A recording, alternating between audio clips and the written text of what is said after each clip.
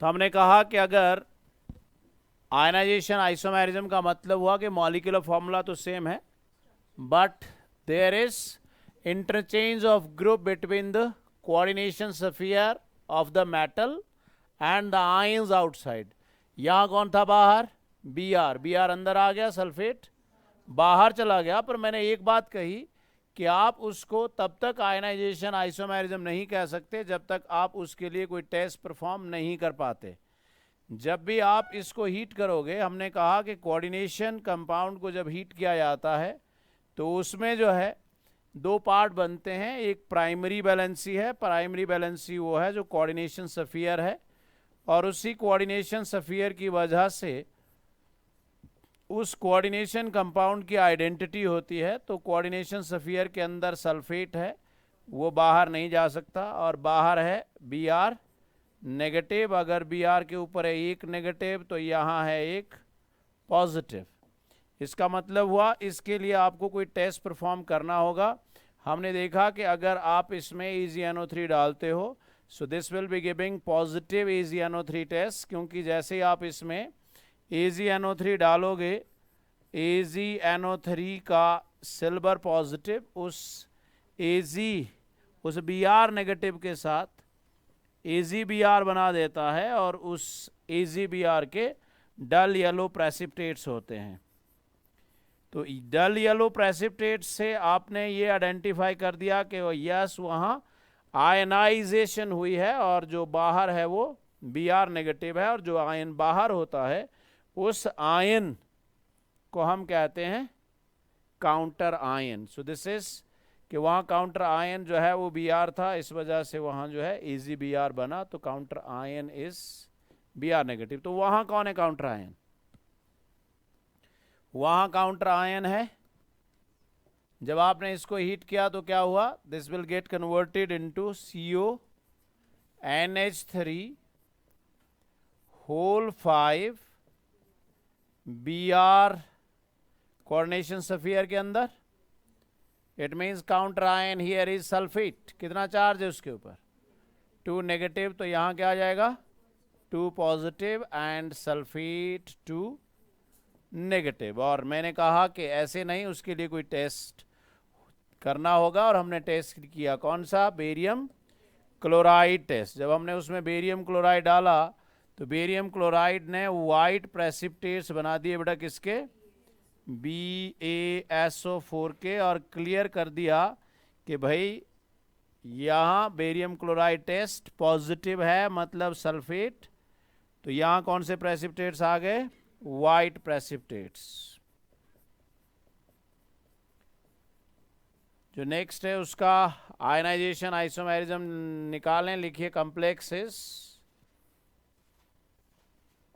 This PTNH3 whole 4 Cl2 का ionization isomerism. अब हमने समझ लिया कि वो होता क्या है, तो हमने सिर्फ इसका स्ट्रक्चर ड्रॉ करना है। So the ionisation isomerism of this will be, अभी कौन दे रहा है टेस्ट? डल येलो प्रेसिपिटेट्स होंगे।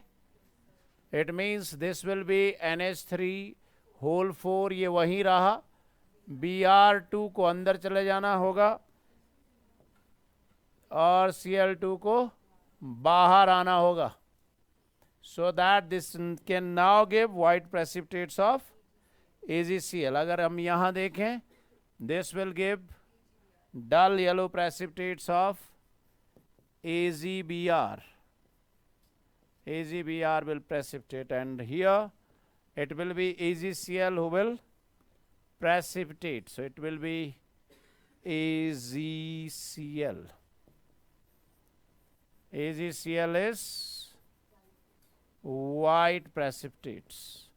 It means the two, they having the same molecular formula but differ in the type of ion formed. That is, this is ionization isomerism. एक में AgBr बन रहा है और एक में सेम कम्प्लेक्स जो अभी आपने किया, यहाँ पर AgBr टेस्ट हो जाएगा। AgBr टेस्ट पॉजिटिव होगा, डल येलो प्रेसिपिटेट्स बनेंगे। सो हमारे पास यहाँ आ गया AgBr, क्योंकि काउंटर आयन कौन है? Br negative. वहाँ कौन सा टेस्ट इसका जो आइसोमेरिज्म होगा, क्या कम्प्लेक्स का क्या फॉर्मूला होगा, Cr NH3 होल 5 Br अंदर और बाहर आ जाएगा SO4 and it will be giving white precipitates of BaSO4.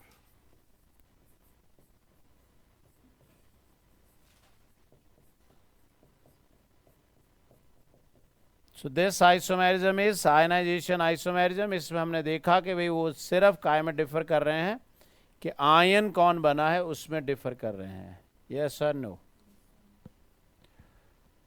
So next is coordination isomerism. Coordination isomerism वहां ही होगा जहां दोनों पार्ट कंप्लेक्स होंगे and this will be due to interchange of ligand between cation and anion. तो अब हमारे पास जब हम इसकी कोऑर्डिनेशन आइसोमेरिज्म करेंगे तो हमारे पास जो है CO के साथ अमोनिया है और CN के साथ अमोनिया आ जाएगा, Cr के साथ, और CO के साथ कौन आ जाएगा, so Cr NH3 whole 6 CO CN whole 6 जिसका नाम हो जाएगा क्या, this was hexaammine cobalt 3 hexacyanochromate 3. This now is hexaammine chromium 3 and hexacyano cobaltate 3. Yes no. नीचे वाले का कोऑर्डिनेशन आइसोमेरिज्म निकालें. उसका कोऑर्डिनेशन आइसोमेरिज्म में हमारे पास आ जाएगा Cr इन थराइस, और उसकी नेमिंग भी करें. नेमिंग जब हमने की तो नेमिंग हमारे पास आ जाएगा Cr इन ट्वाइस, तो ये थराइस, तो इधर हमारे पास आ जाएगा कोबाल्ट CN6. इसका मतलब यहां क्या लिख दें, 3 पॉजिटिव, यहां क्या लिख दें 3 नेगेटिव, यहां क्या लिखा 3 पॉजिटिव, यहां क्या लिख दिया 3 नेगेटिव. Yes no. इसकी नेमिंग बोले बेटा क्या आ जाएगी, tris ethylene diamine chromium 3 hexacyano cobaltate 3. Yes और नो. सो हमने देख लिया कि किस तरह से दोनों में जो है कैटायन और एनायन के बीच में जो लिगेंड है वो इंटरचेंज होते हैं, इसलिए हमने इसको कहा कि ये कोऑर्डिनेशन आइसोमेरिज्म है. लिंकेज आइसोमेरिज्म में हमने कहा कि जितने भी एम्बीडेंटेट लिगेंड्स हैं, एम्बीडेंटेट लिगेंड्स में चाहे आप CN ले लो, चाहे आप NC ले लो, चाहे आप SCN ले लो, चाहे आप NCS ले लो, चाहे आप NO2 ले लो, चाहे आप ONO ले लो. समझ में आ गई बात. इट मीन्स ऐसे सारे लिगेंड जो एम्बीडेंटेट लिगेंड हैं उनमें सेम चीज, इसका अगर हम geometrical this your linkage isomerism बनाएंगे, so we will be right CONH3 whole 5 NO2. Yes और नो. ONO का क्या बन गया, NO2Cl2. इट मीन्स पहले ये लिंक किससे था, O से, अब किससे लिंक हो गया, N से लिंक हो गया. यही फर्क है, इसलिए हमने इसको कह दिया लिंकेज आइसोमेरिज्म. तो इसका नाम पहले क्या था, पेंटाअमीन नाइट्रीटो कोबाल्ट 3 क्लोराइड, और अब बन गया पेंटाअमीन नाइट्रो कोबाल्ट 3 क्लोराइड. इसका पहले नाम क्या था, penta carbonyl thiocyanato manganese 2 ion का बन जाएगा penta carbonyl. Yes no. Penta carbonyl आइसोथायोसाइनेटो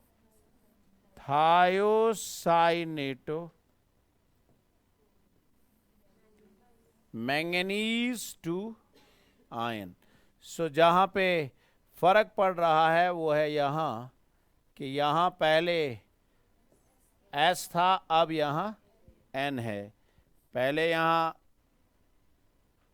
कौन था? S था, अब यहां N है। तो लिंकेज में फर्क है कि किससे वो डिफर किया है। सो this is linkage isomerism. Coordination position isomerism का मतलब हुआ द कैरेक्टरिस्टिक फीचर इज कि ये सिर्फ और सिर्फ ब्रिज कॉम्प्लेक्सेस में होगा। और क्यों होगा? Just to gain symmetry as the number of ligand and type of ligand on the two side of the complex is not symmetric. So if we having this type of complex and we having here ammonia is 4 and ammonia here is 2, so एक side से दूसरी side को shift कर जाएगा ताकि उसके अंदर symmetry आ जाए। और इसलिए हमारे पास जो आइसोमेरिज्म बन जाएगा वो बन जाएगा NH3 थराइस Cl CO है, और यहां कौन है? NH2 का NH2 ही रहा, O2 का O2 ही रहा, और यहां कोबाल्ट NH3 वहां से इधर आया। इसका मतलब यहां भी 3 हो गए। Cl यहां भी 1 है, वहां भी 1 ही था। इसलिए हमें कहना चाहिए कि सिर्फ सिमेट्री के लिए ऐसा कुछ हुआ है। और हमारे पास यहाँ पहले क्या नेमिंग थी भाई? कॉम्प्लेक्स की नेमिंग करें।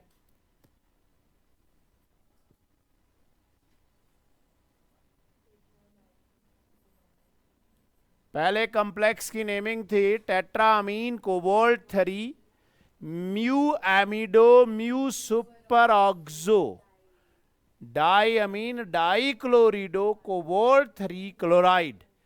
अब आ गया है क्लोरिडो के पहले आ जाएगा triammine chlorido cobalt 3 mu amido mu super oxo triammine chlorido cobalt 3 chloride. दोनों सेम है, सिर्फ क्या फर्क है कि सिमेट्री नहीं है। यहां सिमेट्री नहीं है, वहां सिमेट्री है। अब हो गया hydrate isomerism.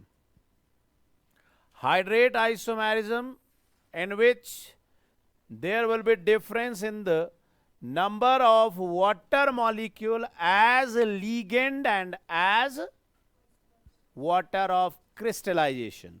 So if we see by Werner के टाइम में हमने कहा था कि दो तरह की बैलेंसीज के बारे में वर्नर ने कहा था कि जो सेकेंडरी वैलेंसी है वो नॉन आयनाइजेबल है, that represent the coordination sphere. याद आया कि नहीं आया? And the primary valency is the one who is the ionisable valency. तो कहा गया था कि जो प्राइमरी वैलेंसी है उसको डॉटेड से लिखो और जो सेकेंडरी वैलेंसी है उसको हार्ड लाइन से लिखो। और अगर हम इसके बेसिस पर स्ट्रक्चर बनाते हैं तो हमारा बन जाएगा कोबाल्ट NH3 होल 6। और डॉटेड हैं कौन? कितने Cl हैं? तीनों हैं, तो तीनों बाहर आ जाएंगे। इसलिए हमने यहां कहा था कि इसका I कितना हो जाएगा? 4 हो जाएगा। यहां पर अब हमारे पास जो अमोनिया थे वो 6 के बजाय कितने? 5 ही हैं। इसका मतलब एक Cl should be part of primary as well as secondary valency. It means हमने लिख दिया that the structure in modern context from Werner theory will be cobalt NH3 whole 5 Cl। So how many? Secondary valency में कितने Cl हैं? कोई भी नहीं है। जो Cl है वो सेकेंडरी और प्राइमरी दोनों में है। और बाहर प्राइमरी वैलेंसी में कितने हैं? 2। इसका मतलब I for this complex will be 3। अब क्या हुआ कि अमोनिया हमने 5 से 4 कर दिए, 4 कर दिए तो Cl कितने हो गए जो प्राइमरी और सेकेंडरी बैलेंसी का पार्ट होंगे, 2 Cl ऐसे कर दिए। इसका मतलब हुआ कि आपके पास बन गया ये, और एक Cl है अभी भी प्राइमरी वैलेंसी का part. It means I for this complex will be 2. And if we see over here, there is no one in the outside the coordination sphere. All Cl3, they are the part of primary as well as secondary valency. So this will never get ionized. So I for this is 1. So if this is A, this is B, this is C, this is a D. So decreasing order of conductance will be decreasing order of conductance. The conductance will depend upon the I factor. जिसका I सबसे ज्यादा होगा उसकी conductance सबसे ज्यादा होगी. So the decreasing order of I is A greater than, B greater than, C greater than D. So this is the decreasing order of conductance.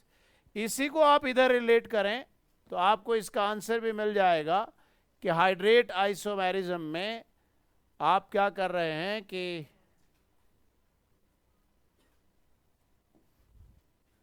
इस time उस कंप्लेक्स का आई कितना होगा. It means Cl3 is outside. ठीक हो गया. सो आई right now is 4 और water of crystallization कोई नहीं है. जैसे आपने वाटर को 5 किया, एक Cl सेकेंडरी और प्राइमरी वैलेंसी का पार्ट बन गया. यस और नो. और बाहर रह गए Cl2 डॉट H2O. इसका आई कितना होगा 3. H2O इज नॉट आयनिक, वो वाटर ऑफ क्रिस्टलाइजेशन. तो हाइड्रेट का मतलब हुआ दिस इज हाइड्रेट. वाटर वो एज लिगेंड था, अब क्या बन गया वाटर ऑफ क्रिस्टलाइजेशन बन गया. आपको बोला कि इसका कोई और भी हाइड्रेट आइसोमेरिज्म आप निकालें तो आप लिख दोगे इसका ही और एक ये भी हो सकता है where 2 Cl are part of primary as well as secondary valency. So Cl dot 2H2O. तो आप बताओ कि जब आप इसका आईपैक नेम करोगे तो क्या लिखोगे. आप लिखोगे penta aqua chlorido chromium 3 chloride monohydrate. Monohydrate.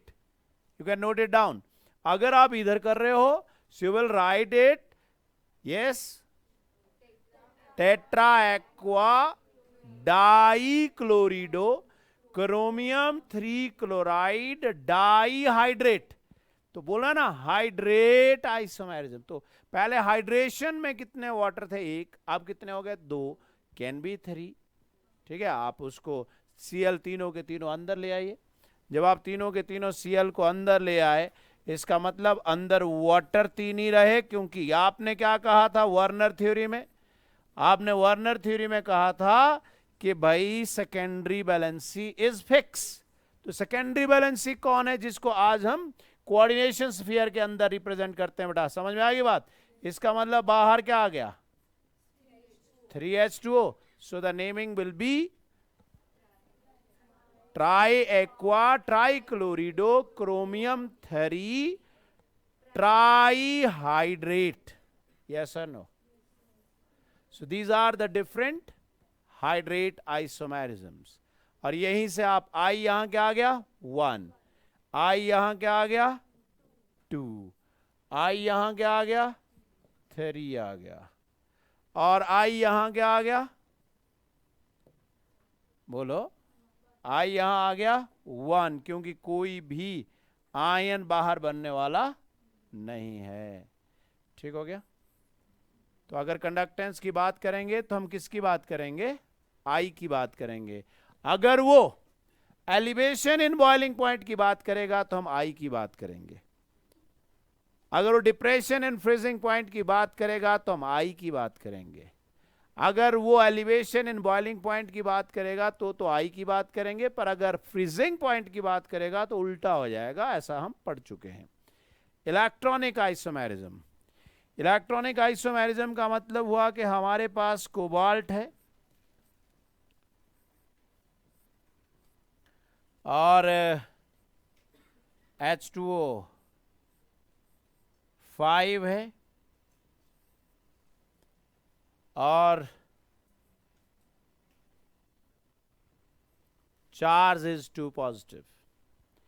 अब हम ये कहते हैं कि भाई ये जो ऑक्सीडेशन स्टेट है कोबाल्ट की, ये NO के ऊपर डिपेंड करती है, क्योंकि H2O तो 0 है।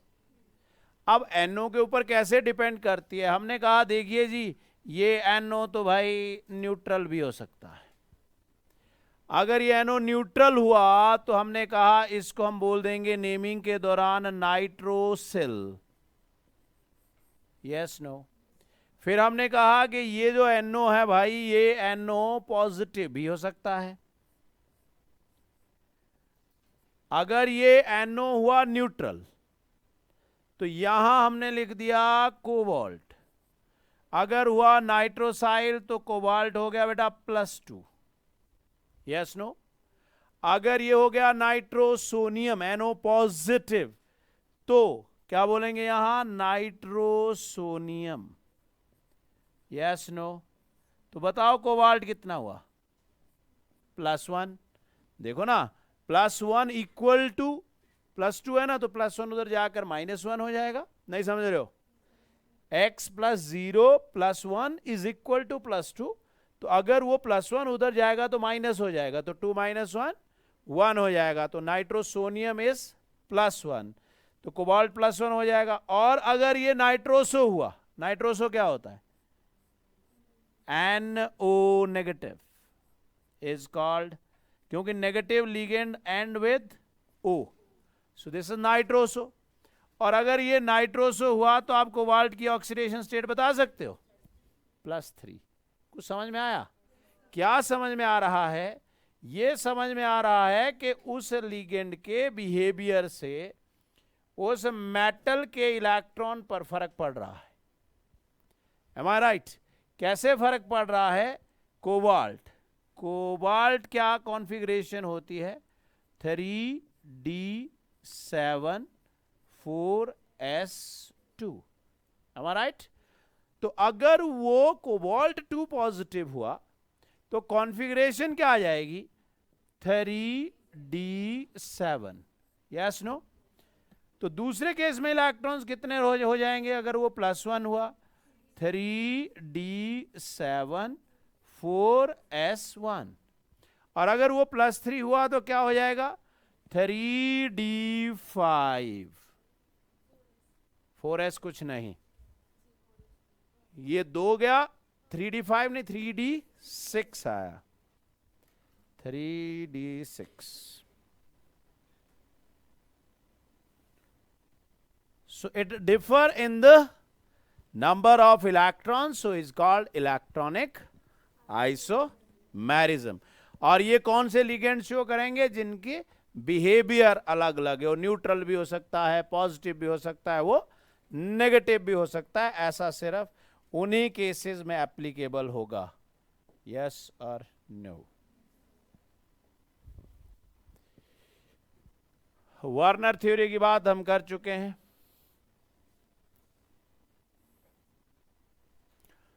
अब बात करिए, next is polymerisation isomerism.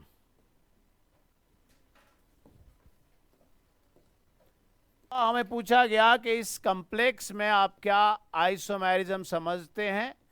The complex was diammine dichlorido platinum 2 and कहता इसका आइसोमेरिज्म आप इसके साथ बताओ, tetraammine platinum 2 tetrachlorido platinate 2। Yes sir no? आपने कहा भाई ये तो जो है 2 अमोनिया इधर है, 4 यहां है, मॉलिक्यूलर फॉर्मूला तो सेम होना चाहिए, ये तो सेम नहीं है। तो हमने कहा कि ये ट्रू आइसोमेरिज्म नहीं है, this is not true isomerism. Why not? क्योंकि मॉलिक्यूलर फॉर्मूला सेम नहीं है। तो अगर ये ट्रू आइसोमेरिज्म नहीं है तो फिर इसको आइसोमर क्यों कहा जाए? हमने कहा कि एक चीज इसमें कॉमन है, क्या? कि जो कॉम्प्लेक्स है वो इसका डबल है, का मतलब इसका मल्टीपल है, और किसी का मल्टीपल कोई भी होता था उसको हम कहते थे इंपीरिकल फॉर्मूला। सो हमने कहा empirical formula is same but molecular formula is different, and this is due to this reason that empirical formula is same. This isomerism is called polymerization isomerism. तो इसका नाम हमने कर दिया, क्या आ गया? Tetrammine platinum 2। तो इसमें हमने कहा था कि जब आप ऐसा करोगे इसके ऊपर 2 पॉजिटिव डाल दीजिए, तो इसके ऊपर 2 नेगेटिव डाल दीजिए। ठीक हो गया? अब बात आई स्टीरियो आइसोमेरिज्म की। Be attentive now. Stereo isomerism में firstly we are taking geometrical isomerism. Stereo isomerism में सबसे पहला हम बात कर रहे हैं ज्योमेट्रिकल आइसोमेरिज्म की। What is stereo isomerism? 2 तरह का होता है, one is optical and one is geometrical, having the same molecular formula but differ in the arrangement in space.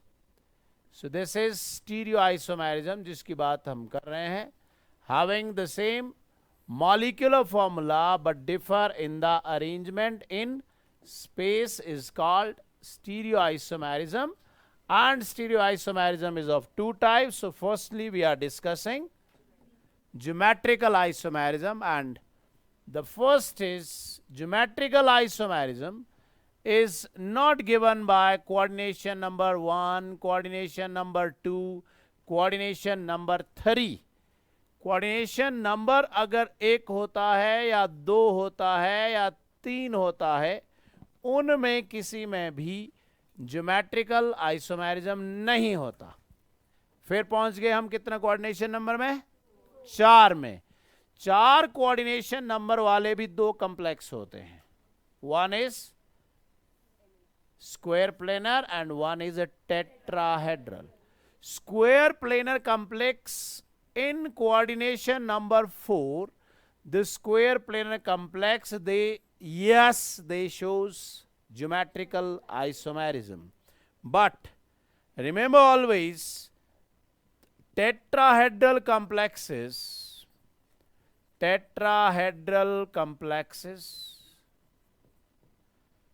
they do not show any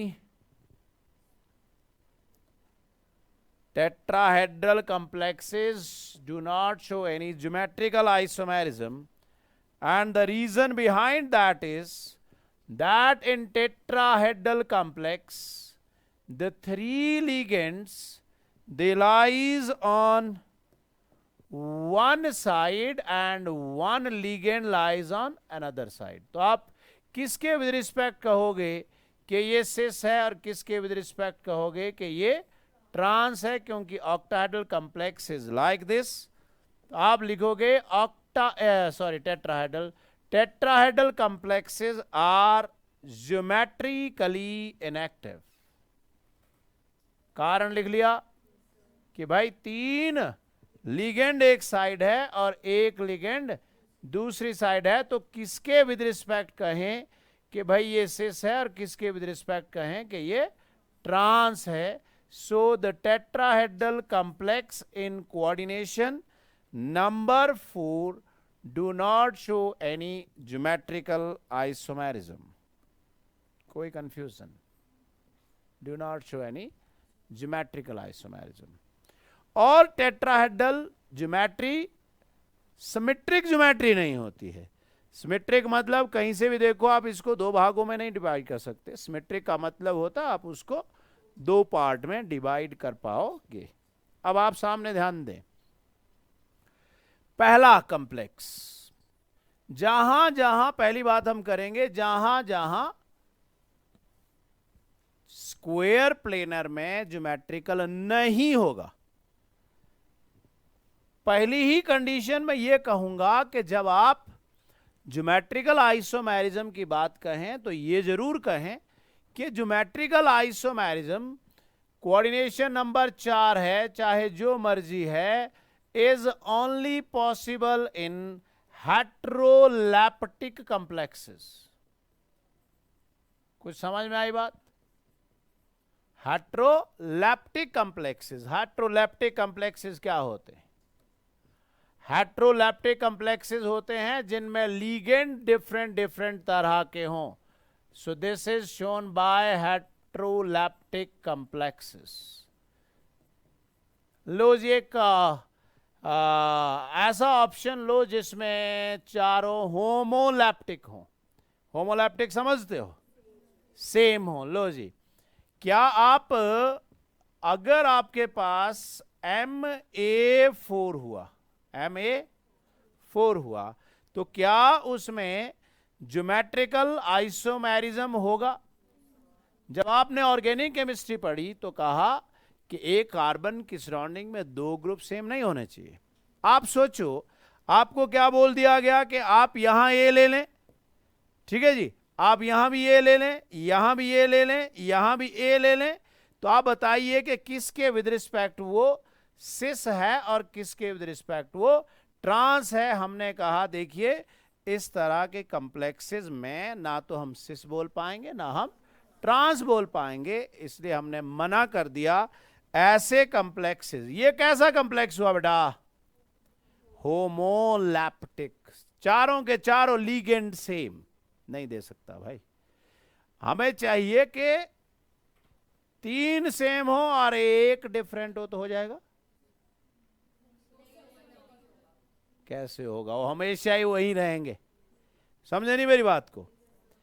अगर आप ये कहते हो कि मेरे पास MA3B है, तो मैं कहूंगा कि आपके पास यहां B अगर आ भी गया तो बताओ किसके विद रिस्पेक्ट बात करोगे?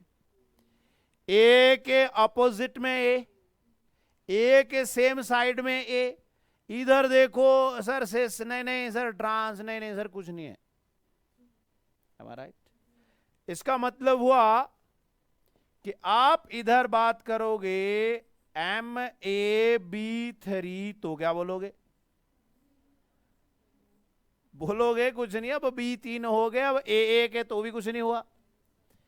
फिर आपने कहा कि अच्छा फिर ऐसे देख लेते हैं कि अगर MA2 हो और B भी 2 हो जाएगा. आपने कहा नहीं सर ऐसा करो B ले लो 4 सेम हो जाएगा ना. Thank you. इसका मतलब सिर्फ ये हुआ. ठीक हो गया. एक और बताता हूं,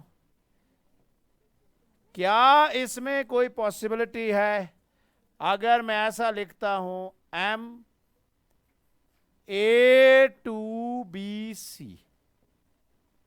क्या इसमें पॉसिबिलिटी है? बिल्कुल है. क्यों नहीं है? क्यों नहीं है? मैं कह रहा हूं कि मैं ले लेता हूं MA2BC. नहीं हो सकता? This can be. अगर AA सेम साइड में हुए तो सिस, अगर AA ऑपोजिट में हुए तो ट्रांस. अब आपको मैं सिस ट्रांस कैसे कहते हैं मैंने आपको पहले एक डायग्राम में बताया था कि आपने क्या ध्यान रखना है. आप जरा ध्यान से सुन लो. जो ये है और ये है सेम साइड, या जो ये है और ये है ये भी सेम साइड, हमारा राइट। तो मुझे कहना चाहिए 1 4 2 3 पे अगर सेम लिगेंड हुए तो वो है सिस। 1 2 3 4 पर सेम हुए तो है सिस, वो भी सिस ही है। देखो ना बेटा, यहां सेम सिस, यहां सेम सिस। 2 और 4 अगर सेम हुए तो ट्रांस, 1 और 3 अगर सेम हुए तो ट्रांस, am I right? इसका मतलब मुझे कोई दो सेम चाहिए जिनको देख के मैं बोलूं सेम में है सिस, अपोजिट में है ट्रांस। पर अगर दो से ज्यादा सेम हुए तो मैं नहीं बोल पाऊंगा, क्योंकि कोई सेम में भी, सेम साइड में भी वही होगा और अपोजिट में भी वही होगा। ना मैं सिस कह पाऊंगा ना मैं ट्रांस कह पाऊंगा। अब यह है ऑक्टाहेड्रल कॉम्प्लेक्स। इसमें जरा ध्यान से देखिएगा आप, अगर आप ऑपोजिट पोजीशंस पहले निकालो, उसके अलावा बाकी सब सिस हैं। बताओ ऑपोजिट कौन कौन है? 1 6 3 5 2, बाकी सब सिस फॉर्म है। जैसे 1 2 है ना, ऐसी पोजीशन, ऐसे 4 6 है। जैसे 1 5 है, ऐसे 3 6 भी है। Am I right? और खास बात देखो, 1 2 3 जैसी 3 है ना, 1 2 3 ऐसी 3 है 4 5 6। ये कैसे एक दूसरे के, जैसे आप एनवलप को बंद करते हैं ना, मतलब इसके थोबड़े के सामने इसका थोबड़ा है तभी करते हैं। एनवलप कैसे बंद होता है? इसका मतलब हुआ थोबड़ा in English is, in a refined language is called face. Am I right? इसलिए अगर यहां सेम लिगेंड हो, ठीक हो गया, और वही सेम लिगेंड हो यहां, मतलब इन 3 पर सेम और उधर 3 पर सेम, तो हम बोलेंगे भाई उनके मुंह जो आमने सामने हैं उन तीनों पर एक तरह के लिगेंड्स हैं। ऐसे को हम कहते हैं फेशियल फॉर्म।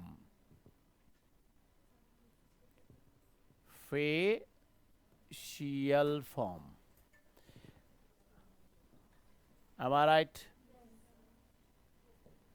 अब आइए आप जरा ध्यान से देखें, अगर आप इस कॉम्प्लेक्स के बारे में बनाते हैं तो बनाइए इसकी सिस और ट्रांसफॉर्म।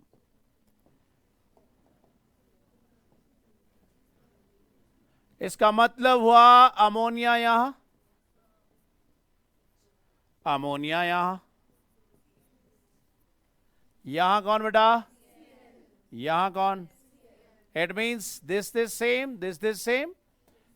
बीच में कौन है? Platinum. Yes no? So what will be its name?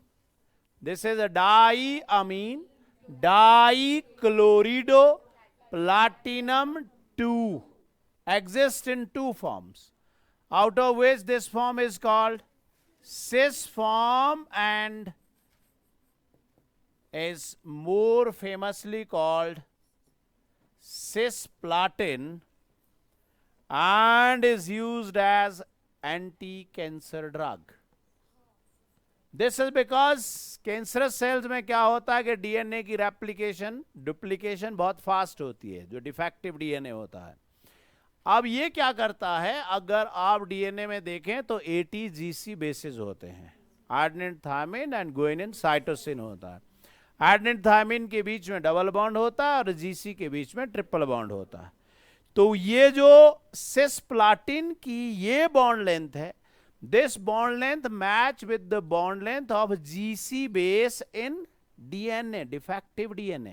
इसलिए ये उस डिफेक्टिव डीएनए के GC बेस को कॉम्प्लेक्स कर जाता है और उसकी रेप्लिकेशन उतनी फास्ट नहीं होने देता। So this is used as anti cancer drug. और अगर आप आगे की बात करें तो ये अमोनिया अब अगर यहां था, एक अमोनिया यहां आ गया और ये Cl यहां आ गया, पर इसकी बॉन्ड लेंथ उसके साथ मैच नहीं कर रही है, का मतलब जहां पर सिस फॉर्म थी वहां पर एंटी कैंसर है, पर ये ट्रांसफॉर्म है और ट्रांसफॉर्म की उतनी यूटिलिटी नहीं है जितनी यूटिलिटी के सिस फॉर्म की थी. यस और नो? This is trans. ये हो गया ए कैटेगरी का. अब मैंने अभी बात की थी ना Ma2Bc, मतलब दो लिगेंड एक जैसे हैं. बनाइए. 1-2 ligands are of same time. इसका सेम टाइप, इसका नाम क्या होगा? This is ammine chlorido di pyridine platinum 2. So यहां आ गया प्लाटिनम, यहां पिरिडीन 2 सेम है ना, तो दोनों अगर मैंने एक साइड में ले लिए बेटा, क्या बोलोगे? This is cis form. यहां कौन है? अमोनिया. और यहां कौन है? Cl. तो क्या कहूं इसको? सिस फॉर्म. और अगर ये पिरिडीन पिरिडीन हो जाते एक दूसरे के अपोजिट, यहां कौन है? अमोनिया. यहां कौन है? Cl. तो इसको क्या कहूं? ट्रांस कहूं. ठीक हो गया. अब देखिए, ये जो MAB लिखा जाता है, AB लिखा जाता है किसी ऐसे लिगेंड को जो सिमेट्रिक नहीं होता, जो सिमेट्रिक नहीं होता. का मतलब हुआ, ध्यान से देखें, NH2 ग्लाइसिन को कैसे लिखते हो आप? This is what is called glycinato. What is called? Glycinato. आप निश्चिंत रहें, ये आइसोमेरिज्म खत्म होने ही होने हैं. जिसने जाना हो वो जा भी सकता है. ठीक है, जिसने जाना हो. लास्ट में जो, आप जरा ध्यान दें, इसका एक एंड अलग है और दूसरा एंड अलग है. दो तरह के बाइडेंटेट लिगेंड्स होते हैं. एक होते हैं सिमेट्रिक. सोचो कि अगर ईन बोला जाता, क्या ईन, तो लिखो ईन कैसे होता?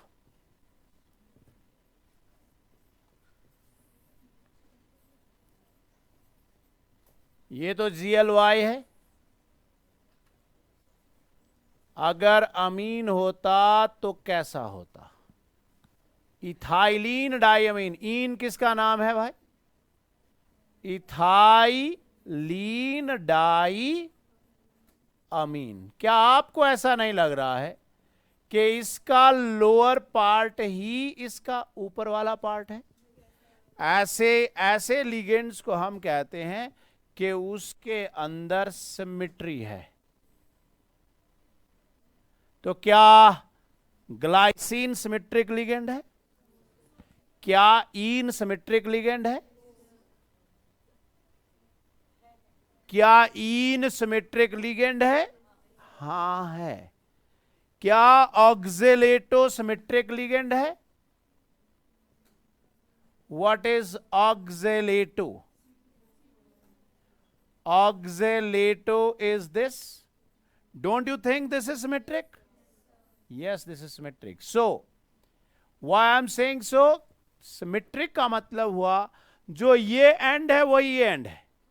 इसलिए इन कॉम्प्लेक्सेस को जब भी हम शो करते हैं तो दोनों एंड कैसे हैं? सेम. तो हम शो करते हैं ऐसे. ए दो बार लिखने का मतलब हुआ कि वो कोई बाइडेंटेट लिगेंड है जिसके दोनों एंड सेम है. तो वो कहता वो वाला नहीं शो कर सकता ज्योमेट्रिक जिनके सेम है. क्यों? ये क्या हो जाएगा? MA4 की तरह. नहीं समझे? ए मतलब बाइडेंटेट लिगेंड. और अगर बाइडेंटेट लिगेंड दो हुए Am I right? तो आपसे पूछा गया will it show geometrical isomerism? Will it show geometrical isomerism? The answer is no. MAA twice का मतलब हुआ MAA twice का मतलब हुआ 4A। 4A का मतलब हुआ ज्योमेट्रिकली इनएक्टिव। सो हम कहेंगे कि इस तरह के लिगेंड शो नहीं कर सकते। Am I right? अब आप आइए इसकी तरफ, ये शो कर सकता है क्या? हाँ, क्योंकि इसके दो एंड डिफरेंट है, तो इसको हमने कहा ए बी। ए बी, ए ओ वाली साइड को बोला और बी एन वाली साइड को बोला, तो भाई ये तो शो कर सकता है। कैसे हो सकता है? ओ के ऑपोजिट में ओ हो सकता है ओ के सामने ओ हो। का मतलब हुआ अगर मैं इसको यहां शो करता हूं तो देखिए ये कैसे होगा। दिस विल बी, ओ से बॉन्ड करेगा एक side, so this is O CO CH2, और यहां कौन है बेटा? NH2। ठीक हो गया। अब मैं उस O को इस साइड लिख सकता हूं, तो क्या बन जाएगा? ट्रांस। am I right? अगर मैं इस O को इधर लिखता हूं तो आप बोलोगे सर ये तो हो गया सिस फॉर्म। क्यों हुआ सिस? N के साथ है, O के साथ हो, so this is cis form. और अगर उधर देखें हम तो O के ऑपोजिट में O कर दो, this is O CO CH2 and NH2। यहां क्या कर दूं? O CO CH2, यहां कौन आ गया बेटा? N के ऑपोजिट में, N के ऑपोजिट में, O के ऑपोजिट में O, सो दिस इज। तो पर हमने कहा देखिए कर सकता है, बट किस में? अगर वो लिगेंड अनसिमेट्रिक हुआ तब। अगर वो लिगेंड सिमेट्रिक हुआ तब नहीं भाई। समझ में आ गई बात? अब वो कहता कि तब भी हो सकता है अगर चारों लिगेंड अलग हुए। याद करो ऑर्गेनिक में आपने पढ़ा कि 2 कार्बन की सराउंडिंग में 4 ग्रुप डिफरेंट थे, तो आपने उसको सिस ट्रांस तो नहीं कहा पर EZ कहा, आपने प्रायोरिटी के बेसिस पर नंबरिंग दी। अब मैं कहता हूं कि ये मेरे पास कोई ऐसे कॉम्प्लेक्स है जिसमें चारों के चारों लिगेंड अलग अलग हैं, चारों के चारों लिगेंड अलग अलग हुए, तो मैं एक को फिक्स कर दूंगा और बाकी तीनों की पोजीशंस बार बार चेंज करता रहूंगा, तो चौथी बार मेरे पास वापस वही बन जाएगा।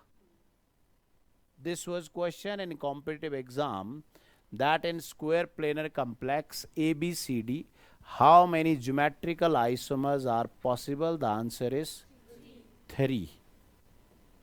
So this will give 3 geometrical isomers। और ध्यान दो, अगर मैं इसको ये कहूं कि ये सिस है, किसी के भी विद रिस्पेक्ट में सिस कहता हूं, या मैं क्या कहता हूं कि बी के विद रिस्पेक्ट ये ट्रांस है, ठीक है, बी के विद रिस्पेक्ट ये ट्रांस है,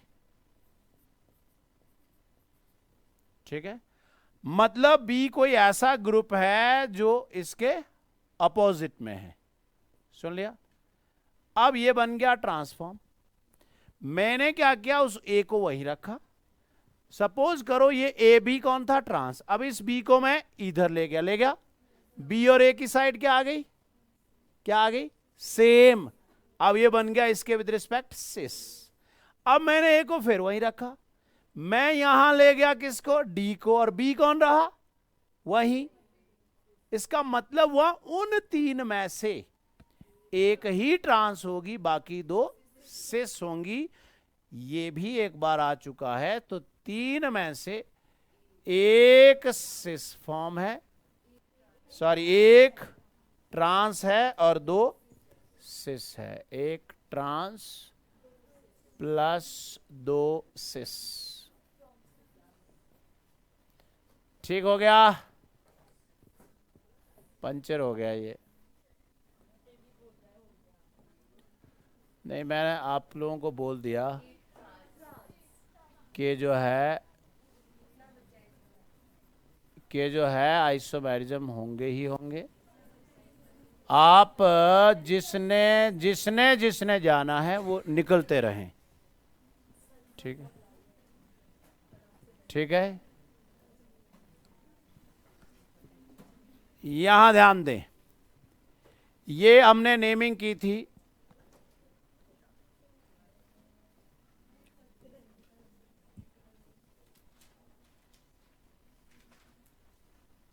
सामने ध्यान दें, हमारे पास है PT, name this compound, this is triphenyl phosphine, this is Cl, this is Cl, this is platinum, this is Cl, this is Cl, and this is triphenyl phosphine। समझ में आई बात, कुछ समझ में आया क्या? यहां PPS3 और PPS3 एक दूसरे के ऑपोजिट में है, तो वो कहता कि एक कॉम्प्लेक्स इस तरह का अगर होता है जिसमें मेटल दो बार हो, M2, A2 मतलब जो लीगेंड है वो दो सेम हो, X4 मतलब एक दो ब्रिज पे हो और दो साइड में हो, तो एक उसकी फॉर्म ये होगी जिसको हम क्या कह रहे हैं, जिसको हम क्या कह रहे हैं, ट्रांसफॉर्म। और इसी में ये PPS3 ऊपर चला जाएगा और Cl नीचे आ जाएगा, तो हम कहेंगे कि ये जो फॉर्म है उसकी ये ट्रांस है और इसकी हो सकती है cis form. So this is cis trans isomerism. Last topic आया ऑक्टाहेड्रल कॉम्प्लेक्स। ऑक्टाहेड्रल कॉम्प्लेक्स में पहले कॉम्प्लेक्सेस कौन है? एक तो ऑक्टाहेड्रल कॉम्प्लेक्स में हम पहले ही क्लियर कर देते हैं, देखिए भाई, किसी भी होमोलैप्टिक को मत ले लीजिएगा जिसमें 6 के 6 लिगेंड सेम हो। हमने कहा किसी भी ऐसे को मत ले लीजिएगा जिसमें 5 लिगेंड सेम हो। हमने कहा किसी ऐसे को ले सकते हो। ये देखिए इधर Ma4B2, मतलब कि कोई ऐसा कॉम्प्लेक्स जिसमें 4 लिगेंड एक तरह के हो और 2 लिगेंड दूसरी तरह के हो। एग्जाम्पल आया tetraammine dichlorido cobalt 3 ion, cobalt 3 ion. अब हमने क्या किया बेटा, अमोनिया, कितने अमोनिया है? 4। 1 ammonia here, 1 ammonia here, 1 ammonia इधर, 1 अमोनिया इधर, और क्या रह गया अब? Cl, 1 Cl इधर, 1 Cl इधर। याद करो, आपने अभी ऑक्टाहेड्रल की पोजीशन देखी थी, आपने कहा था ये कौन होता है? सिस। ये कौन होता है? सिस। ये भी कौन होता है? Cis. It means this is cis form. और अगर आप एक काम करो, बस इस अमोनिया को यहां ले जाओ और इस Cl को यहां ले आओ, 1,6 क्या आ जाएगा? सेम आ जाएगा बेटा. इसका मतलब हुआ कि हमने अब इस Cl को यहां ले लिया, तो Cl को यहां ले लिया. अब अमोनिया के अपोजिट कौन है? अमोनिया है. और Cl के अपोजिट कौन है? Cl है. इसका मतलब इसको क्या कहें? इसको हम कहें कि ये ट्रांसफॉर्म है. समझ में आ गई बात? अमोनिया के ऑपोजिट में अमोनिया, यस नो.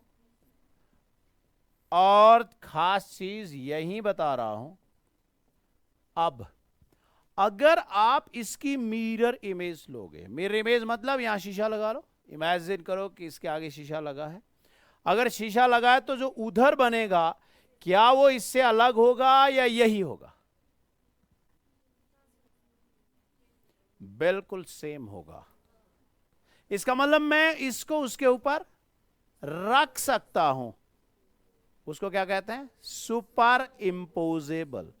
और जो सुपर इंपोजेबल होता है वो ऑप्टिकली इनएक्टिव होता है. It means a transform is optically inactive. Optically inactive. Optically inactive क्यों है? क्योंकि उसकी मिरर इमेज सुपर इंपोजेबल है. So you will write here because it is giving superimposable mirror image, so is optically inactive. पर आप यहां ध्यान दो, ये कौन है? Cis form. क्या जब इसकी मिरर इमेज बनेगी तो ये अलग नहीं आएगा? तो इसका मतलब हुआ this will be optically active. So cis form is optically active.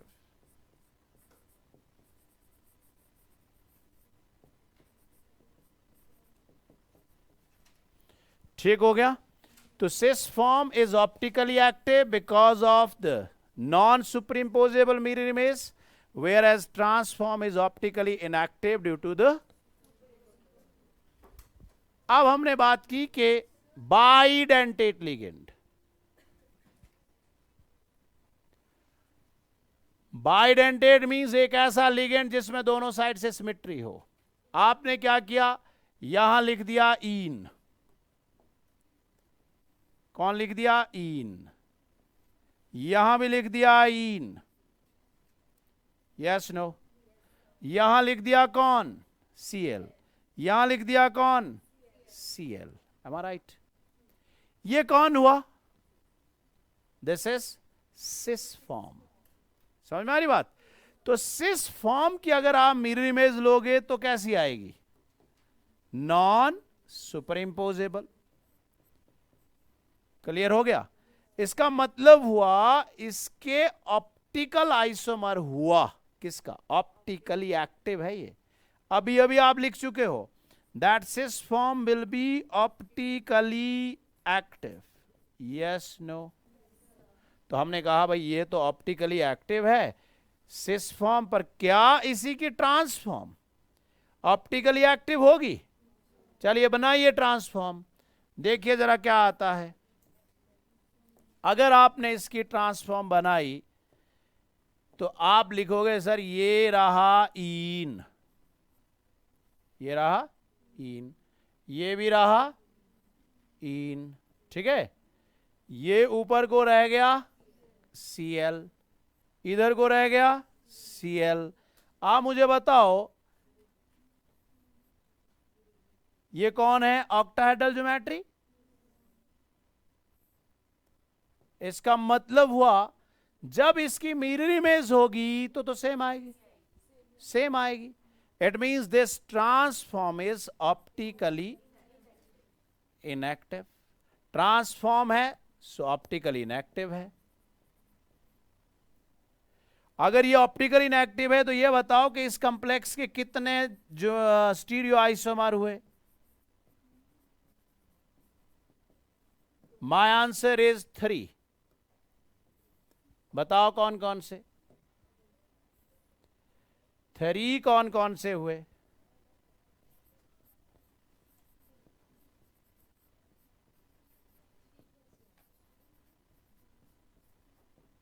मैं बताता हूं 3 कौन कौन से होंगे। देखिए, ये कौन है? सिस। और ये कौन है? ट्रांस। कितने हो गए? 2। ठीक है। ट्रांस की मिरर इमेज कैसी होगी? इसका मतलब ऑप्टिकली इनएक्टिव। अगर आपने सिस पर मिरर इमेज ली तो क्या वो ऑप्टिकली एक्टिव नहीं होगा? होगा। तो इसका एक फॉर्म हुई ये, ठीक है, और इसकी मिरर फॉर्म हुई दूसरी, और उनको आपस में हम क्या कहते हैं? Is enantiomer. They are called enantiomer pairs. इसका मतलब एनेंशियोमर हमेशा काय में होता है? पेयर में होता है। तो पेयर कितना? मतलब 2। इसका मतलब हुआ 2 तो यही हो गए। अगर ये क्लॉकवाइज घूम रहा होगा तो वो एंटी क्लॉकवाइज घूम रहा होगा। तो 1 2 और ये हो गया 3। तो इस तरह के कॉम्प्लेक्स में हम कहेंगे देयर विल बी 3 कौन? स्टीरियो आइसोमर, जिसमें से 2 हुए ज्योमेट्रिकल, एम आई राइट, और 1 हुआ ऑप्टिकल। किसका? सिस वाले का। This is very important one. Last MA3B3। आपको कुछ बताया मैंने अभी कि ये जो पोजीशन होती है, कौन सी पोजीशन? मैं इस पोजीशन की बात कर रहा हूं, ये जो उसके बिल्कुल सामने। क्या बोला हमने इसको? फेशियल। This is face. इसका मतलब ये भी कौन है? फेस। और इस तरह का आइसोमेरिज्म सिर्फ तभी होगा कब? अगर 3 लिगेंड एक तरह हुए और 3 लिगेंड एक तरह हुए। सो हमें कहा गया how many geometrical isomers you will have in triamine, trichlorido, cobalt 3। हमने कहा तीनों के तीनों Cl को इधर लिखो, लिख लिया। तीनों के तीनों अमोनिया को इधर लिखो, लिख दिया। समझ में आ गई बात? तीनों Cl और तीनों अमोनिया आमने सामने फेस पर सेम है, तो क्या बोलोगे इसको? Facial form. एम आई राइट? बिल्कुल वही चीज मैं यहां शो कर रहा हूं। ये हो गया Cl, ये हो गया Cl, ये हो गया Cl, ये हो गया अमोनिया, ये हो गया अमोनिया, और ये भी हो गया अमोनिया। क्लियर हो गई बात? क्या ये फेस पर सेम नहीं है? देखो, ये अगर यहां सेम है तो ये यहां सेम है। नहीं समझे? So what should I call this? Is a facial form, मतलब सिस फॉर्म। बताया नहीं था कि ये सेम हो और वो सेम हो? इसका मतलब ये हो गया बेटा सिस फॉर्म। तो अब इधर देखो, अगर ये सिस है तो मैंने क्या किया? एक Cl और अमोनिया की पोजीशन चेंज कर दी। Cl की जगह कौन डाल दिया? अमोनिया। और अमोनिया की जगह कौन डाल दिया? Cl। Cl क्या हो गया? एक दूसरे से अपोजिट में हो गए। यस और नो? अमोनिया भी दूसरे अमोनिया के अपोजिट में आ गया। यस और नो? बाकी अमोनिया को वैसे ही लिखो, बाकी Cl को वैसे ही लिखो। का मतलब हुआ अगर ये फेशियल फॉर्म थी तो यहां देखो मेरिडियन लाइन, मेरिडियन मतलब जो बीच से पास कर रही है, उसमें 2 लिगेंड सेम हो गए, उसमें 2 लिगेंड सेम हो गए। इसलिए मैं इसको क्या कह रहा हूं?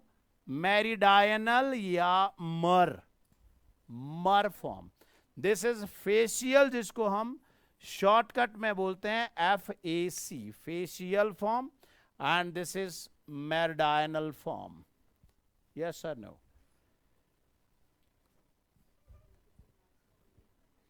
दिस इज सिर्फ 6 लिगेंड्स हैं, जैसे वहां 4 थे. एक को फिक्स करना और सबकी पोजीशंस चेंज करनी है, और ये क्वेश्चन आ चुका है. You will get 15 geometrical isomers for this.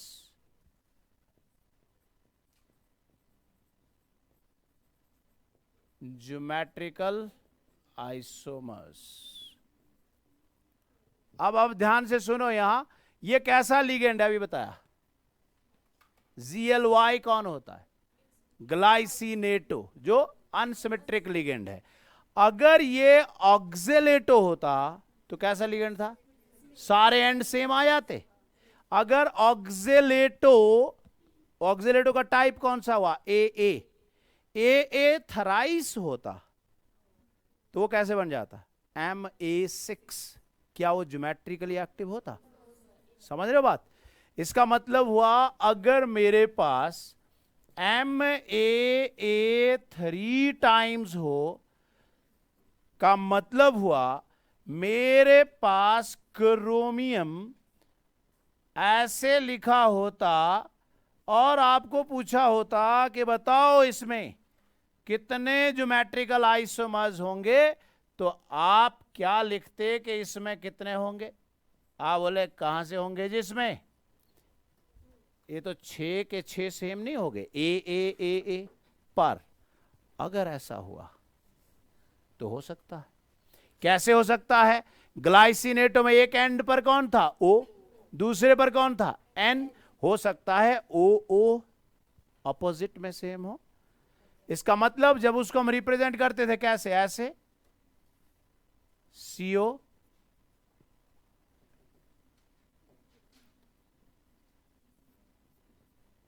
और कौन था? CH2 और कौन था? NH2. ठीक हो गया? यहां कौन है? NH2. यहां कौन है? CH2. यहां कौन है? CO. और यहां कौन है? O. तो यहां कौन आ गया? O, CO, CH2. यहां कौन है? NH2. NH2 के ऑपोजिट कौन है?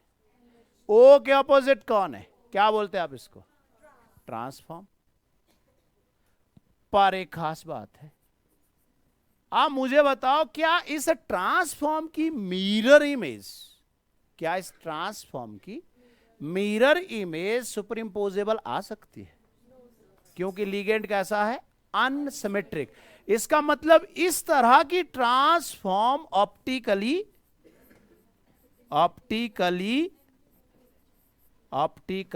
एक्टिव होगी. Yes no? इसका मतलब अगर मैं इस लिगेंड को उल्टा कर दूं, यहां आ जाए O, यहां आ जाए N, तो O सेम साइड और N सेम साइड हो जाएगा. इसका मतलब हुआ इसी की ही वो फॉर्म जिसमें N और O ऑपोजिट में होंगे, वो क्या हो जाएगी? ट्रांसफॉर्म और cis form. It means this can give us cis trans isomerism, और इसकी सिस और ट्रांस दोनों ही ऑप्टिकली एक्टिव होंगी. तो कितने स्टीरियो आइसोमर्स हो गए? 4. सिस का भी एक और ट्रांस का भी एक हो गया. अभी जो पीछे बताया वही बता रहा हूं यहां. ठीक है? 2 बार बताने की जरूरत नहीं है, मुझे पता आपको आता है. यहां देखो, A3 क्या हुआ? A6. इसका मतलब हुआ O, CO, CO, O. समझ में आ रही बात? O, CO, CO, और यहां कौन आ गया? O. यहां कौन है? O, CO, CO, और यहां कौन है? O. अब आप किसके विद रिस्पेक्ट सिस देखोगे और किसके विद रिस्पेक्ट ट्रांस देखोगे, नहीं देख सकते ना। इसका मतलब हुआ पर इसकी मिरर इमेज कैसी होगी, इसकी मिरर इमेज आप निकालोगे तो कैसे, ओ सी ओ और यहां हो गया ओ, यहां क्या आ गया ओ सी ओ और यहां कौन आ गया ओ, यहां कौन है ओ सी ओ ओ, उठाओ रखो, रख पाओगे?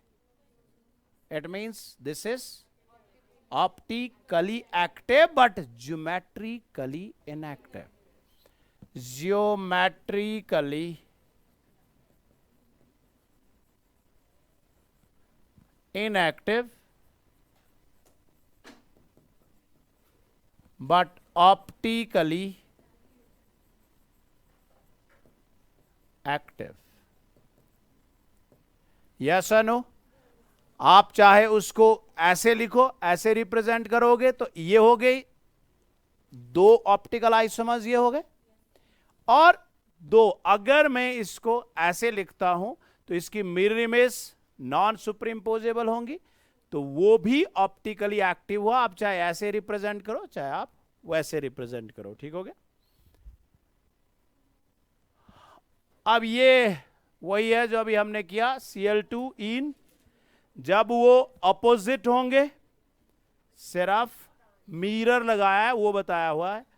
अगर ये ट्रांसफॉर्म है ना तो ऐसा होगा, यस नो, मैं बोल चुका हूं, जिसको ज्यादा जल्दी है वो जा भी सकता है। और आप देख पा रहे हो उसकी मिरर इमेज कैसी है, ठीक है। इसका मतलब हुआ ये ट्रांसफॉर्म है पर ऑप्टिकली, क्योंकि मिरर इमेज कैसी है, ऑप्टिकली इनएक्टिव, मिरर इमेजेस कैसी, सुपर इम्पोजेबल। अगर आपने उसकी ट्रांस नहीं सिस फॉर्म बनाई होती तो यहां कौन होता, इन, यहां कौन होता इन, यहां कौन होता, यहां कौन होता मिरर इमेज, यहां कौन होता, यहां कौन होता, यहां कौन होता, यहां कौन होता। इसका मतलब ये सिस फॉर्म है जिसके दो ऑप्टिकल आइसोमर्स हैं, तो हो गया ना टोटल 3। पर अगर बी सी होता, मतलब दोनों Cl सेम ना होते, तो ट्रांसफॉर्म भी ऑप्टिकली एक्टिव होती और सिस फॉर्म भी ऑप्टिकली एक्टिव होती।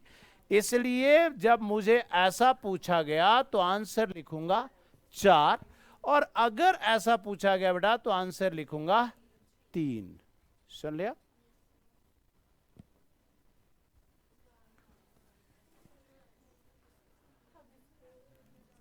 अगर यहां होता इन, ठीक है, इन, और B2, यहां कौन है B, यहां कौन है B, ये कौन है C, ये कौन है C, तो इसकी ट्रांसफॉर्म और सिस फॉर्म दोनों ऑप्टिकली एक्टिव होती।